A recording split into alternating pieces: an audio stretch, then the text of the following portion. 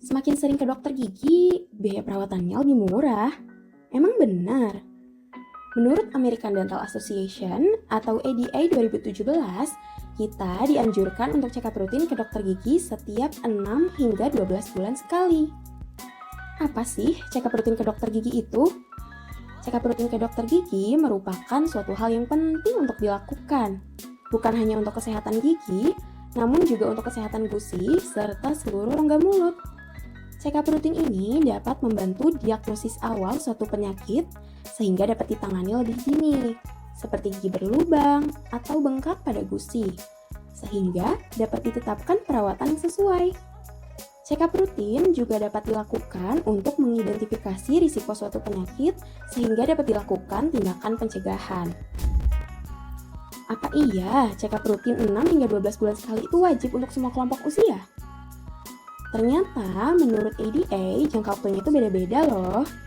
Untuk anak minimal 1 tahun sekali. Untuk anak berisiko yaitu 3 hingga 6 bulan sekali. Untuk remaja minimal 1 tahun sekali. Untuk remaja berisiko 3 hingga 6 bulan sekali. Untuk dewasa yaitu 1-2 kali dalam 1 tahun. Dan untuk dewasa berisiko yaitu 3 bulan sekali. Tapi ini hanya berlaku untuk teman-teman dengan kondisi gigi dan mulut yang sehat ya. Untuk teman-teman yang punya masalah pada gigi dan mulutnya, boleh konsultasi ke dokter gigi terdekat untuk tahu jadwal check-up-nya bagi masing-masing pasien.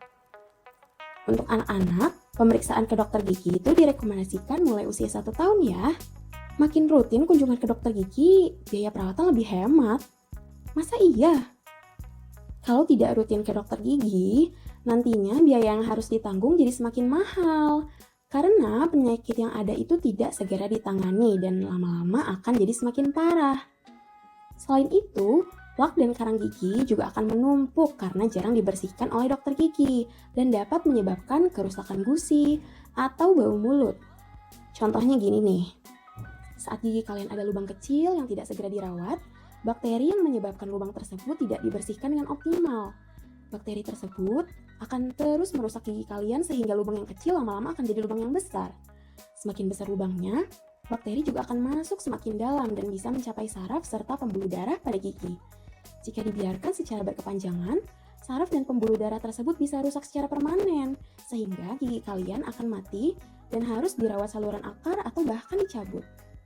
Jadi yang seharusnya bisa dilakukan perawatan sederhana seperti penambalan, jika tidak segera ditangani akan berubah menjadi perawatan yang lebih rumit. Eits, tapi jangan karena sudah check up rutin ke dokter gigi, teman-teman jadi malas sikat gigi ya.